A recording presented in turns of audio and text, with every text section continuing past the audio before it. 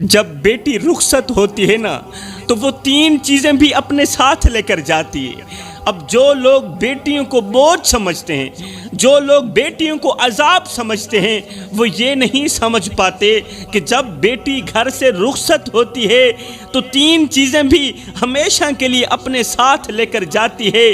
پیچھے ماں باپ روتے رہتے ہیں، ان 3 چیزوں کو یاد کرتے رہتے ہیں، مگر ہمیشہ کے لیے محروم ہی رہتے ہیں۔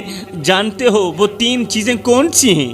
او بیٹیوں والو، او بہنوں والو، جانتے ہو وہ 3 چیزیں کون سی ہیں کہ پیچھے ماں باپ ان 3 چیزوں کو یاد کر کے روتے رہتے ہیں؟ ہاں، فرمایا پہلی چیز گھر کی رونق۔ جی ہاں، جب بیٹی گھر سے رخصت ہوتی ہے نا تو گھر کی رونق بھی ساتھ لے کر جاتی ہے، کیونکہ رونقیں تو بیٹیوں کے ساتھ ہی جڑی ہوئی ہوتی ہیں۔ میرے بھائیو، دعا کیا کرو اللہ تعالیٰ بیٹی دے تو اس کے ساتھ نصیب بھی اچھے کرے، بیٹی کے مقدر بھی اچھے کرے، کیونکہ بیٹیاں تو سب کو مل جاتی ہیں مگر ہر بیٹی بھی اچھے نصیب والی نہیں ہوتی۔ آج بیٹی کے نصیب کی مٹی کالی ہو گئی، اس کے سونے کی چوڑیاں آگ کی زنجیریں بن گئیں۔ باپ نے سمجھا تھا کہ جس طرح یہ میری شہزادی ہے اسی طرح سسرال والوں کی بھی رانی بن کر زندگی گزارے گی، مگر ہائے، سوئے ہوئے مقدر والی بیٹی تو گھر سے رخصت ہو گئی، سوئے ہوئے مقدر والی بیٹی تو گھر سے چلی گئی۔ باپ ہر شام بیٹی کے بچپن کی تصویر دیکھتا، رو کر کہتا میری بیٹی تو بڑے ہی نصیبوں والی، میری بیٹی تو بڑے ہی مقدروں والی ہے۔ مگر باپ کو کیا خبر تھی کہ سسرال کی دہلیز پار کرتے ہی بیٹی کے مقدر کی مٹی کالی ہو جائے گی۔ باپ کو کیا خبر تھی کہ جس بیٹی کے لیے وہ دلہن کا جوڑا لے کر آیا تھا آج وہی جوڑا بیٹی کے آنسوں سے گیلا ہو چکا ہوگا۔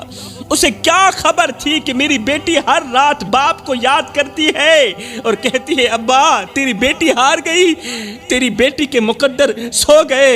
باپ نہیں جانتا تھا کہ جس بیٹی کو وہ رانی بنا کر رخصت کر رہا تھا وہ آج اپنے سسرال میں نوکرانیوں جیسی زندگی گزار رہی ہے، وہ ملازموں جیسی زندگی گزار رہی ہے۔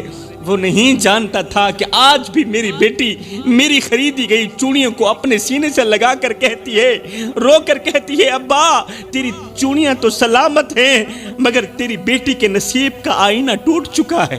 سسرال والے بیٹی کو غلط کہتے رہے، بیٹی کو جھوٹا کہتے رہے، بیٹی چپ رہی، بیٹی کو غربت کے تانے دیتے رہے، وہ چپ رہی۔ پھر آخر میں کہا بس اب کھیل ختم ہو چکا ہے، اب کھیل ختم کرتے ہیں، تیرے باپ کو بلاتے ہیں، اس کے سامنے ہی طلاق کی پرچی تیرے ہاتھ میں پکڑا دیتے ہیں۔ یہ سن کر بیٹی کا دل کانپ اٹھا، بیٹی کا دل کانپ اٹھا۔ وہ سوچنے لگی کیا میرا باپ یہ منظر برداشت کر پائے گا؟ میرا بوڑھا باپ یہ منظر برداشت کر پائے گا جب میرے باپ کے سامنے میں کم بخت بیٹی کو طلاق دی جائے گی؟ ہائے، اس وقت میرے بوڑھے باپ کا کیا بنے گا؟ میرا بوڑھا باپ تو ویسے ہی کمزور ہے، وہ تو ویسے ہی بیمار ہے۔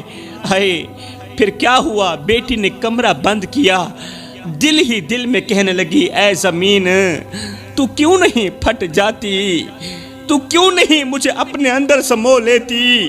کہیں ایسا نہ ہو میرے سسرال والے میرے بوڑھے باپ کو بلا کر اس کے سامنے اگر انہوں نے مجھے طلاق دے دی تو میرا باپ زندہ نہیں بچے گا۔ اے زمین تو کیوں نہیں پھٹ جاتی، مجھے اپنے اندر کیوں نہیں لے لیتی؟ بس پھر کیا ہوا؟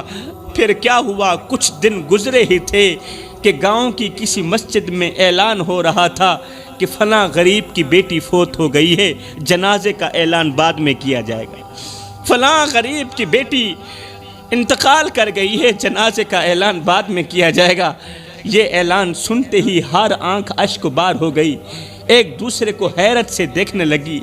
وہ بیٹی جسے کبھی باپ نے ہنسی خوشی دلہن بنا کر سسرال بھیجا تھا آج وہ بیٹی کفن میں لپٹی ہوئی واپس آ گئی۔ ہائے، بیٹی کا خاموش چہرہ دیکھ کر باپ نے کہا او میری بیٹی، میں نے تو تجھے شہزادی بنا کر بھیجا تھا مگر تو بوجھ بن کر واپس لوٹ آئی۔ بیٹی بتا تو صحیح، تیرے باپ کے کمزور کندھے تیرا جنازہ کیسے اٹھا سکیں گے؟ یہ کانپتے ہوئے کندھے، یہ کمزور کندھے بیٹی کا وزن کیسے اٹھا سکیں گے؟ او میری بیٹی، لوگوں نے کہا تم مر گئی ہے، مگر کوئی یہ نہیں کہہ رہا کہ میری بیٹی کو مار دیا گیا ہے۔ میری بیٹی کو باتوں نے مارا، میری بیٹی کو تانوں نے مارا، میری بیٹی کو غربت نے مارا، میری بیٹی کو سسرال والوں کی باتوں نے مارا۔ ہائے بیٹی، مجھے معاف کر دینا، مجھے معاف کر دینا، تیرا باپ زندہ ہوتے ہوئے بھی کچھ نہ کر سکا۔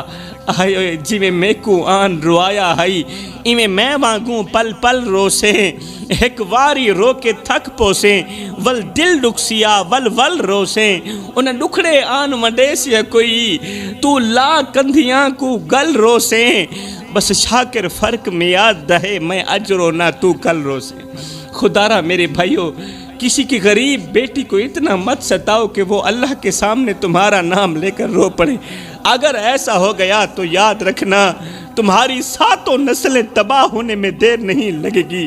میرے رسول کریم نے فرمایا مظلوم کی بد دعا سے بچنا، صحابہ، مظلوم کی بد دعا سے بچنا اور غریب کے ٹھنڈے سانس سے بچنا، مظلوم کا ساتھ دینا اور غریب کی مدد کرنا، اسی میں ہی تمہاری بھلائی ہے، ورنہ یاد رکھنا تم تباہ ہو جاؤ گے۔ تو فرمایا جب بیٹی گھر سے رخصت ہوتی ہے تو 3 چیزیں بھی ساتھ لے کر